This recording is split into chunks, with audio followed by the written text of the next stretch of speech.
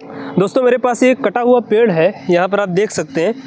इसका केवल एक प्रयोग हो सकता है कि इस पर बैठा जा सकता है, और मैं इस पर बैठ गया हूँ और इस पर बैठकर अब मैं बात करूँगा कि पेड़ों की कटाई के बारे में, इससे जुड़ी हुई जो महत्वपूर्ण खबर निकल के आ रही है उसके बारे में। नमस्कार, मेरा नाम है शुभ्रांश और आज एक महत्वपूर्ण जानकारी मुझे मिली जनसत्ता अखबार से। वो जानकारी ये थी कि 1,12,000 से ज़्यादा पेड़ों को काटा जाएगा। पेड़ों को किस लिए काटा जाएगा उस पर हम चर्चा करेंगे आगे। दिल्ली में इस समय मौजूद हूँ और दिल्ली में प्रदूषण की हालत सबको पता है। जो दिल्ली में नहीं है वो भी इसको महसूस कर पा रहे हैं, इस प्रदूषण की तपिश को महसूस कर पा रहे हैं। पूरे देश में कहीं ना कहीं अफरा तफरी मच गई है जब से सर्दियां चालू हुई हैं। प्रदूषण और सर्दियां एक साथ आते ही धुंध इतनी बढ़ गई है, एक्सीडेंट ने बढ़ रहे हैं। दिल्ली के अंदर फ़्लाइट्स को डाइवर्ट किया जा रहा है, तमाम प्रकार से ट्रेनों को कहीं डाइवर्ट किया जा रहा है, कहीं ट्रेनों लेट हो रही हैं लगातार ट्रेन्स। ये सारी घटनाएँ हो रही हैं, इसमें कहीं ना कहीं प्रदूषण भी एक अहम योगदान रखता है।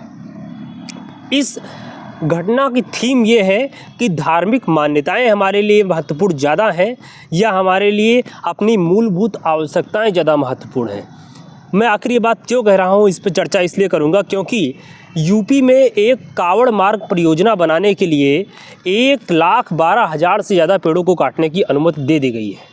अब हम देखते हैं कि जब प्रदूषण की बात मैंने की तो हम देखते हैं कि जब पर्यावरण प्रदूषण इतना बढ़ रहा है तो उसके पीछे का कारण क्या है। उसके पीछे का कारण औद्योगिकरण है, उसके पीछे का कारण शहरीकरण है।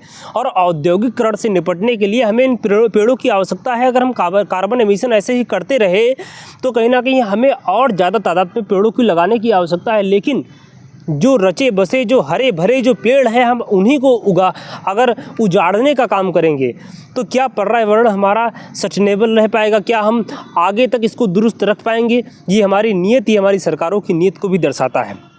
अब खबर क्या है? खबर ये है कि उत्तर प्रदेश सरकार के पर्यावरण विभाग द्वारा राष्ट्रीय हरित अधिकरण, जिसको NGT के नाम से हम जानते हैं, तो पर्यावरण विभाग द्वारा, उत्तर प्रदेश सरकार के पर्यावरण विभाग द्वारा NGT को बताया गया कि कावड़ यात्रा मार्ग के लिए, जो कि गाजियाबाद के मुरादाबाद से मुजफ्फरनगर के पुरकाजी के बीच में जो मार्ग बनना है कावड़ यात्रा के लिए, उसके लिए लगभग 1,12,000 पेड़ों को काटा जाएगा।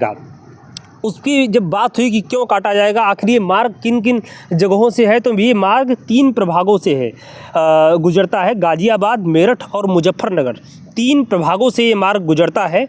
यूपी के पर्यावरण विभाग के जो सचिव हैं, उन्होंने 19 नवंबर को बताया कि 18 फरवरी 2023 को केंद्रीय पर्यावरण एवं जल परिवर्तन मंत्रालय, केंद्रीय पर्यावरण एवं जलवायु परिवर्तन मंत्रालय ने 18 फरवरी 2023 को लोक निर्माण विभाग यानी PWD को कावड़ मार्ग परियोजना के लिए 1,12,722 पेड़ों को काटने की अनुमति दी थी।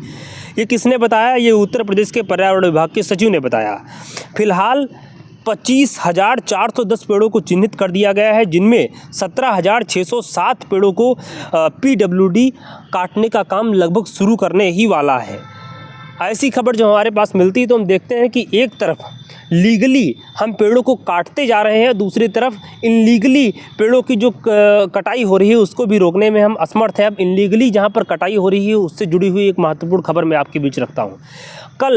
कल शुक्रवार को सुप्रीम कोर्ट की जो बेंच है, जिसपे आगस्टीन जॉर्ज मसीह जो जस्टिस थे और अभय S ओका, ये 2 न्यायमूर्ति एक साथ आकर इन्होंने फैसला दिया कि सुनवाई करी किस मामले में कि ताज के आसपास का जो क्षेत्र है, ताज के आसपास के जो जंगल जो है, जो कि ताजमहल के आसपास के हैं, जिनको हम कहते हैं ताज ट्रेपेटियम जोन यानी TTZ के नाम से जाने जाते हैं। तो सुप्रीम कोर्ट ने कहा कि ताज के आसपास के क्षेत्र के पेड़ों की कटाई पर रोक जरूरी है, ये सुप्रीम कोर्ट ने कहा।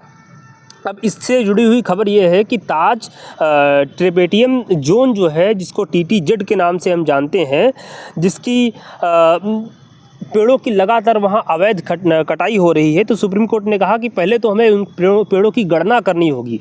हमें पता ही नहीं है कि वहाँ कितने पेड़ हैं। दूसरी बात है कि हमें उसके लिए एक निगरानी तंत्र बनाना होगा, और तीसरी बात उसकी अवैध कटाई जो है उसको रोकने के लिए हमें काम करना होगा। अब ये TTZ का विस्तार कितने में है, तो TTZ का विस्तार 10,400 वर्ग किलोमीटर में है, जो कि आगरा, फिरोजाबाद, मथुरा, हाथरस, एटा, साथ ही राजस्थान के भरतपुर तक TTZ का विस्तार है। न्यायमूर्ति अगस्टिन जॉर्ज मसीह और अभय एस ओका की बेंच ने कहा कि पहले हमें इसकी गिनती करानी होगी, और उसके बाद में इसके लिए एक निगरानी के लिए एक तंत्र बनाया जाएगा। उसके साथ ही जब सुझाव दिया, तो सॉलिसिटर जनरल ऐश्वर्या भाटी ने सुझाव दिया कि हमें राज्य वन विभाग या केंद्रीय अधिकार प्राप्त एक समिति बनाई जाए, या फिर राज्य वन विभाग को ये जिम्मेदारी दी जाए कि वो गिनती करे, आखिर गणना करे कि वहाँ पर पेड़ कितने हैं, उसके बाद ही हम इसकी सुरक्षा कर पाएंगे।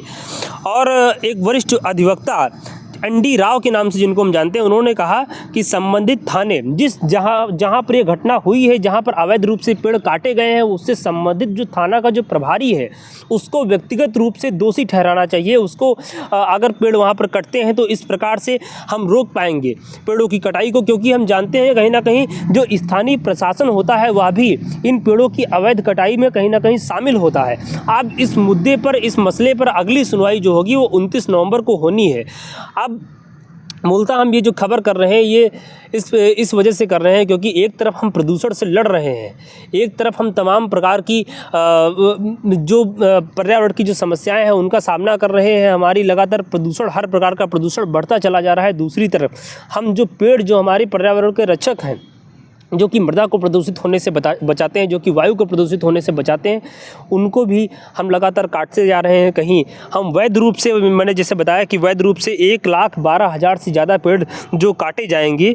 एक तरफ वैध रूप से हम मुरादाबाद से लेकर मुजफ्फरनगर, गाज़ियाबाद, इन क्षेत्रों में पेड़ों को काट रहे हैं। दूसरी तरफ अवैध रूप से जो कटाई हो रही है, जो TTZ के बारे में हमने बात की, उस पर भी हम रोक नहीं लगा पा रहे हैं। तो इसके पीछे भी सरकारी प्रशासन को ही हम ठहरा सकते हैं सीधे तौर पर। अब आगे इसमें क्या होगा उसको भी हम देखते रहेंगे। आज हमारे कैमरामैन जो हैं वो राहुल राजपूत हैं, वो MA मास मीडिया के जामिया मिलिया इस्लामिया के छात्र हैं, और मेरा नाम है सुब्रान शुक्ला। मिलते रहेंगे, नमस्कार।